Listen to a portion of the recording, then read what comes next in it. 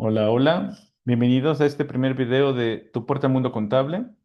El día de hoy vamos a hablar de la declaración anual de personas físicas para que todos aquellos que estén interesados en el tema conozcan los tips más relevantes para poder enviar su declaración anual.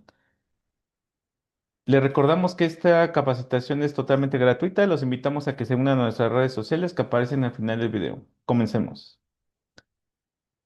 El primer punto que tenemos que ver es quiénes la van a presentar, ¿no? ¿Quiénes están obligados a presentar su declaración anual como personas físicas? En primera instancia tenemos aquí los regímenes que están vigentes para las personas físicas, ya que recordaremos que nosotros como personas podemos utilizar cualquiera de estos regímenes, incluso combinar varios de ellos y con base en eso poder presentar nuestra declaración anual. El régimen más común es sueldos y salarios, que es cuando tú vas a una empresa, te contratas para trabajar en un tiempo determinado, tienes una jornada, tienes una subordinación.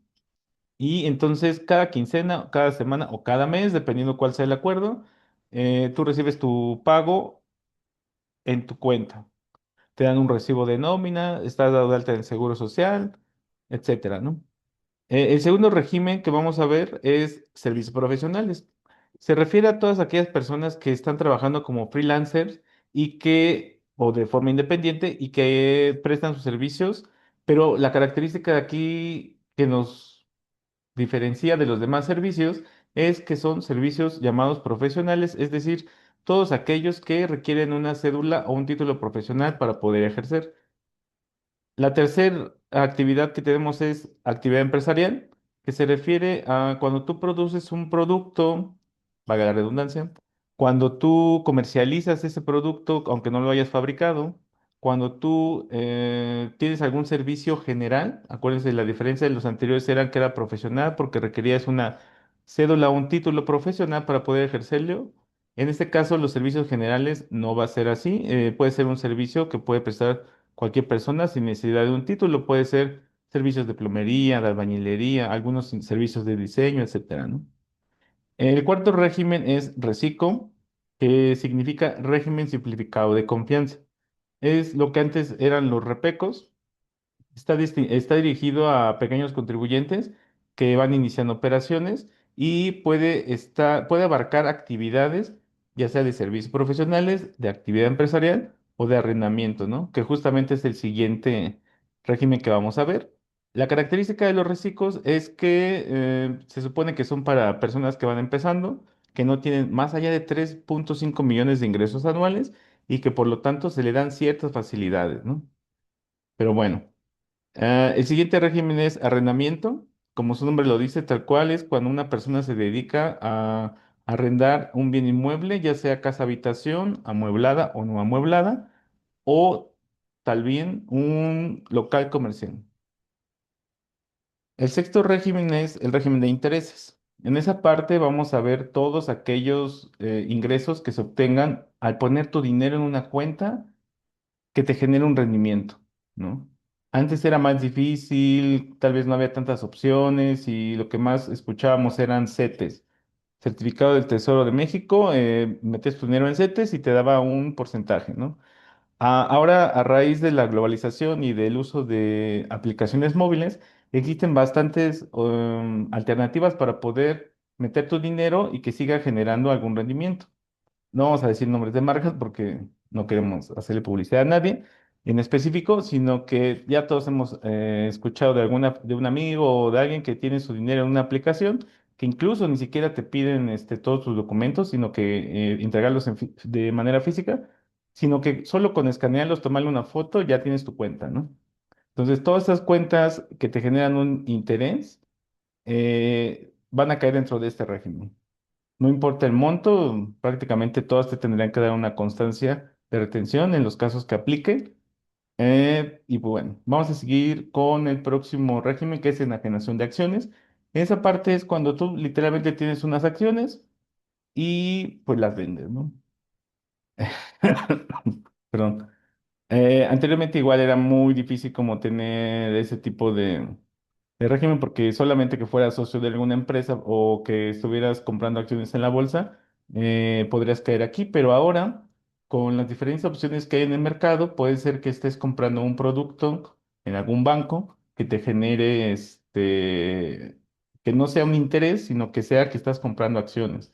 También hay aplicaciones de la Bolsa Mexicana de Valores, o mejor dicho, no de ella directamente, sino que una aplicación que administra algunas acciones de las empresas que cotizan en la bolsa y tú puedes comprarlas desde 10 pesos, puedes invertir. Entonces, si estás dentro de esa opción, vas a estar dentro del régimen de enajenación de acciones. El siguiente régimen es dividendos. Ahí es cuando tú tienes acciones dentro de una empresa, ya sea a través de las aplicaciones y alternativas que acabamos de mencionar, o de la manera tradicional, ¿no? Estás en una empresa, tú la creas o te invitan posteriormente, y en el momento que esa empresa reparte dividendos, en ese momento estarías obligado a pagar el impuesto sobre la renta, ¿no? El último régimen se llama de los demás ingresos, prácticamente es todo lo que no haya cabido dentro de los anteriores y tú tienes un ingreso, lo tienes que declarar a través de ese régimen y pues bueno, estos son los principales o casi todos los regímenes que hay. Solamente queremos aclarar dos cosas. Para esta declaración anual de personas físicas, en el régimen de sueldos y salarios, solo vas a estar obligado si durante el ejercicio anterior tú obtuviste ingresos superiores a 400,000 pesos, o bien si tuviste dos o más patrones simultáneamente. También si cambiaste de empleo durante el ejercicio, es decir, que no fueron simultáneos el tiempo en el que estuviste con dos patrones, pero si empezaste sus operaciones después del 1 de enero o dejaste de trabajar antes del 31 de diciembre, vas a tener que presentar tu declaración anual. Y obviamente, si además de este tipo de ingresos obtuviste algún otro de otro régimen de los que acabamos de mencionar, estarías también obligado a presentar tu declaración anual. Es muy importante que siempre que tengas alguna duda, pues revises tu situación con tu contador o contadora de confianza para que te aclare en qué momento sí estás obligado o no a presentar tu declaración anual. El otro régimen en el cual tenemos ciertas como características para saber si estamos o no obligados a presentar la declaración anual de personas físicas es el régimen que mencionamos que se llama Reciclo. En teoría sale una facilidad en donde dice que no vas a estar obligado a presentar tu declaración anual y los impuestos mensuales que pagas se van a considerar definitivos. Sin embargo, si además de este tipo de ingresos de reciclo obtuviste algún ingreso de algún otro régimen, pues vamos a tener la obligación de presentar tu declaración anual.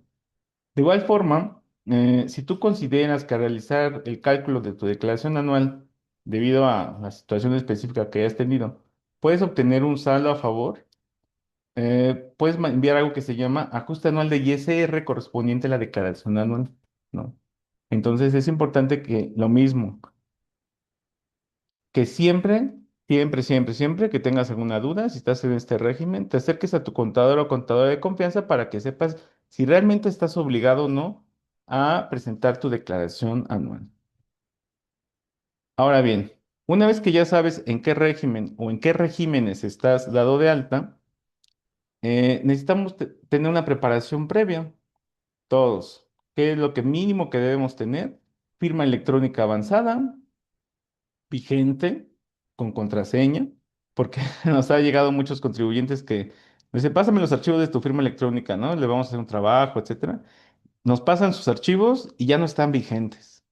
O sí lo están, pero no se sabe la contraseña. Entonces, si no tenemos los archivos vigentes y a su vez no tenemos la contraseña, va a ser muy difícil que podamos entrar al portal del SAT, ¿no?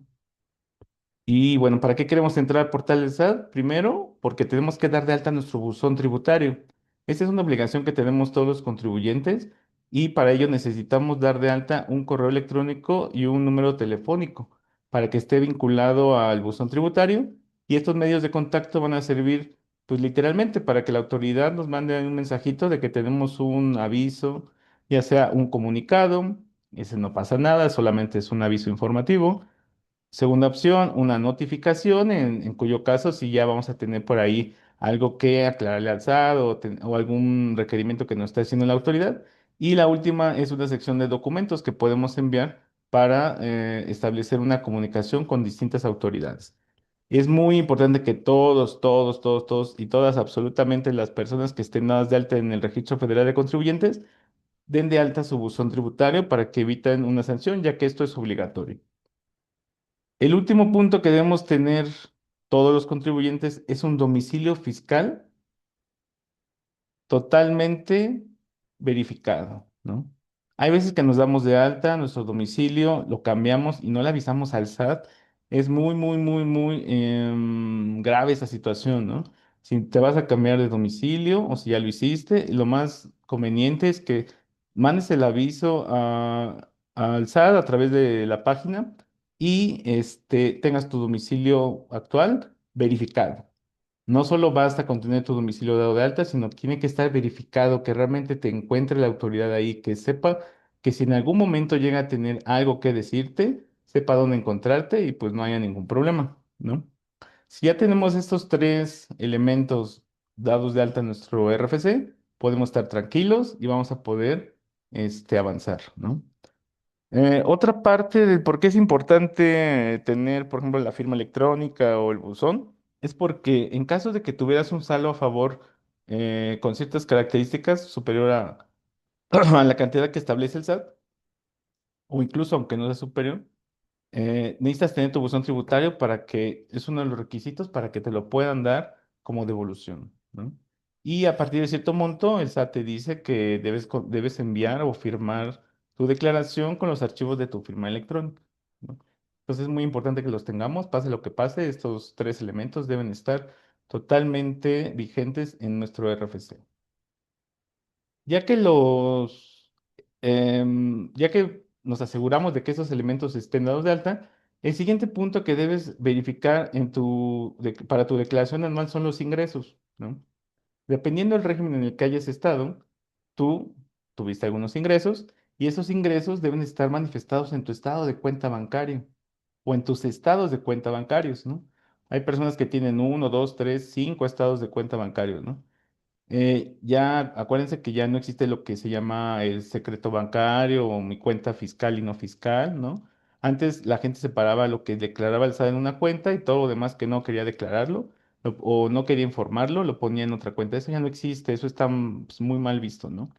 Entonces, todos los ingresos que tengamos deben estar en nuestro estado de cuenta bancario y deben ser iguales a los CFDIs, comprobantes fiscales digitales por Internet, mejor conocidos como factura electrónica, de los ingresos.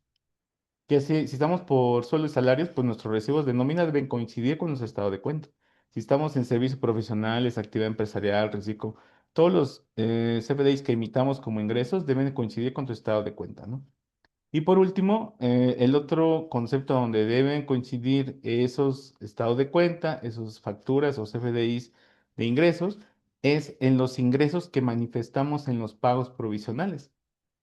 Si estas tres documentos o esta información de esos tres conceptos coinciden, no vas a tener ningún problema, ¿no? Porque en algún momento el SAT, sobre todo a partir del año pasado, el SAT está pidiendo información adicional para poder darte o poder autorizar tu devolución, ¿no? Tuviste un saldo a favor de 5,000, 10,000 pesos a favor y lo quieres solicitar, pues ¿qué crees? Que el SAT te va a decir, ah, sí, pero primero dame tus estados de cuenta, dame tus FDIs, dame tus constancias de retención incluso. En algunos casos nos ha tocado que incluso nos ha pedido sus constancias de cotización en el IMSS, el contrato laboral, por ejemplo, ¿no? Cosas que desde nuestro punto de vista pareciera un poco exagerado, un poco quisquillosa la autoridad, pero bueno, es lo que está pidiendo, está en su derecho de pedir información y estamos nosotros en la obligación de tener todo al día y tener todo súper claro para que no tengamos ningún tema. De la igual forma en que los ingresos dijimos que vamos a tener que empatar esa información en los tres conceptos del estado de cuenta bancario, los FDIs o facturas electrónicas y en los pagos provisionales, lo mismo va a pasar con los gastos o deducciones, ¿no? Es importante que todos los gastos que realices para tu operación, pues los hagas a través de tu estado de cuenta, los pagues con algún medio bancario, tarjeta de crédito, de débito, transferencia, ¿no? El efectivo no está muy bien visto. Hay ciertas como restricciones. Todos los gastos que sean mayores a 2,000 pesos y están pagados con efectivo no van a ser deducibles. Y hay algunos gastos que por su naturaleza, así sean 50, 100 pesos, todas las veces tienen que ser pagados con algún medio bancario, ¿no? Tal es el caso de los consumos en restaurantes, los consumos de gasolina y lo que vamos a ver en la siguiente lámina que se llaman deducciones personales. Para evitar algún problema, pues es mejor que todos tus gastos si todos tus ingresos los obtuviste en tu estado de cuenta, entonces tienes tu dinero ahí y todos los gastos que realices, pues se sugiere que se hagan de la misma forma para que no haya ninguna confusión para la autoridad. Recuerden que ahorita ya nos están pidiendo casi casi hasta la fe de bautismo, ¿no? Para pedir una devolución. Entonces, si ya sabemos qué nos va a pedir el SAT, pues es mejor que estemos preparados para que no tengamos ningún problema con nuestra solicitud de devolución, ¿no? Pero bueno, el siguiente paso son lo que ya les mencionábamos de las deducciones personales. Estas deducciones prácticamente las pueden usar todos los regímenes excepto reciclo, ¿no? Es como un derecho que se pierde al tener los demás beneficios que se tienen en ese régimen, ¿no? Digamos, no vamos a andar un poquito en ese tema porque para reciclo necesitaríamos unos 2 o 3 videos para explicar todo lo que conlleva, ¿no? Estar en ese régimen. Lo único que les podemos decir es que cuando estás en algún otro régimen, ya sea sueldo, servicios profesionales, actividad empresarial, etcétera, tú puedes pedir esto que se llama deducciones personales, ¿no? Y en Recico no. En Recico no aplica porque solamente para efectos de ISR vas a pagar un porcentaje. No haces el cálculo normal de tus ingresos menos deducciones que te da tu base y sobre eso calculas el impuesto. No. En el régimen de reciclo solamente vas a tener tus ingresos, les aplicas un porcentaje que por mucho es el 2,5%, lo cual es una cuota de recaudación muy baja y por lo tanto la autoridad dice, pues si tienes ese beneficio no puedes deducir esos conceptos que las demás personas, ¿sí? ¿No? Si no estás en el régimen de reciclo y estás en alguno otro, puedes meter como deducción personal solo en la declaración anual alguno de estos conceptos, ¿no? Gastos médicos y hospitalarios, primas por seguros de gastos médicos, colegiaturas de tus hijos, hasta a nivel preparatoria se pueden meter, transporte escolar, aportaciones complementarias para el retiro, depósitos en cuentas personales especiales para el retiro, ya saben, los famosísimos PPR, igual, ese es todo un tema, ¿no? Hay gente que los recomienda, hay gente que dice que no es una buena inversión. Hay un debate muy intenso. Nosotros consideramos que depende de la situación de cada contribuyente, si tiene la posibilidad de adquirir un PPR, pues podría serle benéfico en el futuro para cuando se retire y a su vez podría estarlo metiendo ahorita como una deducción personal, ¿no? No es forzoso, obviamente, cada quien verá cuál es su situación, pero sí es importante que conozcamos ese tipo de deducción para que en algún momento lo analicemos y veamos si lo podemos incorporar a nuestra declaración anual. La siguiente deducción personal se llama créditos hipotecarios. Son aquellos intereses reales que paguemos por un crédito hipotecario. ¿Por qué hacemos la aclaración de que sean reales? Porque nosotros normalmente cuando contratamos un crédito hipotecario establecemos una tasa de interés con la institución que nos haya hecho el préstamo y un periodo, ¿no? De 20 o 30 años, dependiendo cuál sea la situación, y pagamos un interés. Pero ¿qué pasa? Ese interés es, digamos, el interés completo. Sin embargo, tenemos que restarle el efecto de la inflación, ¿no? Ese efecto de la inflación, al restarlo, nos va a dar los intereses reales, que son los únicos que podemos meter como una deducción personal. Aquí es importante señalar que crédito hipotecario es todos los créditos hipotecarios. Si te lo da el banco, si te lo da una Sofipo, si te lo da una Sofom, o incluso si te lo da el Infonavit, si tú eres trabajador y tienes un crédito Infonavit, apunta a esto porque es muy probable que te dé un saldo a favor con tu declaración anual si lo aplicas correctamente, ¿no? Lo mismo, si tienen alguna duda, ya saben acercarse con su contador o contadora de compensa para que les pueda orientar mejor. Sin embargo, de manera general, eso es lo que podemos hacer. La siguiente deducción se llama gastos funerarios, pero esa nadie la quiere usar, pero si lamentablemente durante el ejercicio tuviste un familiar en línea recta ascendente o descendente primer grado que haya tenido que utilizar este tipo de gastos, pues bueno, los vas a poder deducir en tu declaración anual, ¿no? Aquí cabe aclarar que todos los demás deducciones personales que estamos viendo se tienen que pagar con algún medio bancario, como ya habíamos dicho. Sin embargo, este de gastos funerarios se hace una excepción, obviamente, por el tipo de gasto que se refiere, ¿no? Y por último, tenemos el tema de donativos. Si tú realizas un donativo a una donataria autorizada, pides tu CFDI, ya sabes, debes tener su CFDI de gastos, lo pagaste de tu estado de cuenta bancario, lo vas a poder meter como una deducción en la declaración anual, hasta por un monto del 7% que equivale al 7% de tu utilidad del ejercicio anterior, ¿no? Si quisieran ahondar un poco más en este concepto de las deducciones personales, aquí viene la fuente en la página del SAT, en donde van a poder ver todo lo relacionado a cada una de ellas, un poquito más específico.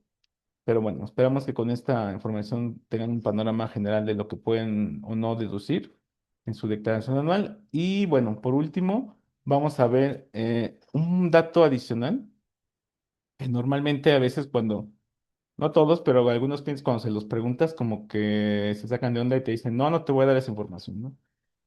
¿Por qué? Porque cuando tenemos algunos de estos conceptos que el SAT se conocen como datos informativos, ya sea algún préstamo, algún donativo recibido de algún familiar, ya saben, en línea recta, ascendente o descendente, podemos recibir donativos y no están grabados para efectos de ISR.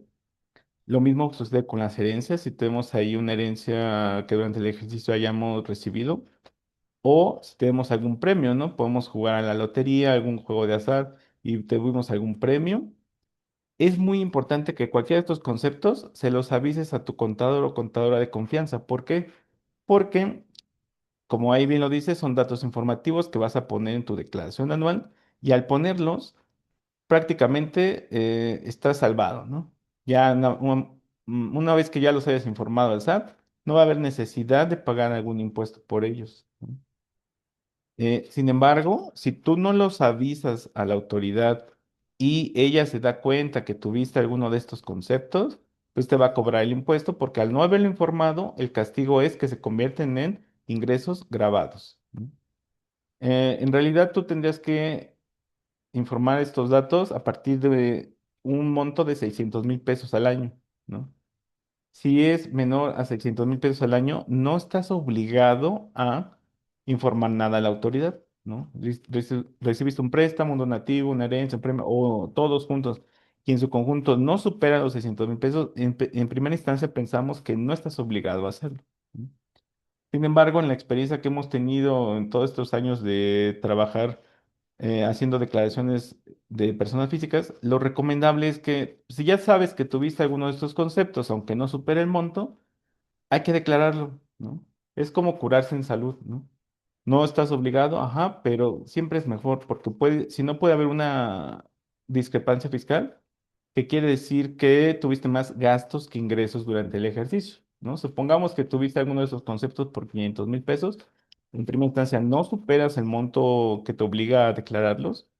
Sin embargo, si tú con esos 500,000 pesos adquiriste algún tipo de bien o hiciste alguna erogación o tuviste algún gasto y tienes una factura de ello, vas a tener una discrepancia porque tus ingresos declarados no van a ser menores a tus deducciones en total que tuviste en el ejercicio.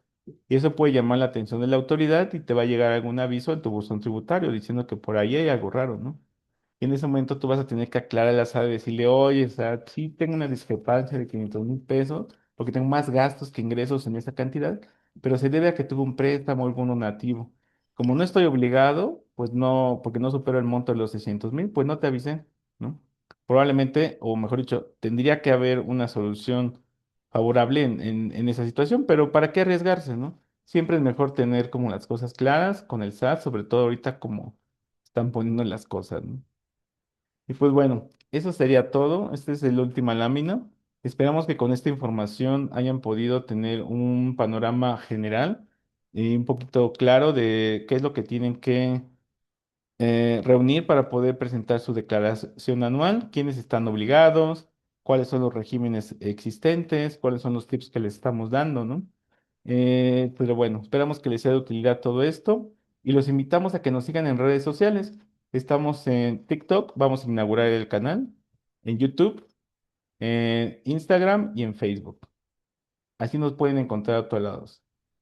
Tu puerta al mundo contable, capacitación gratuita para ti. Muchas gracias.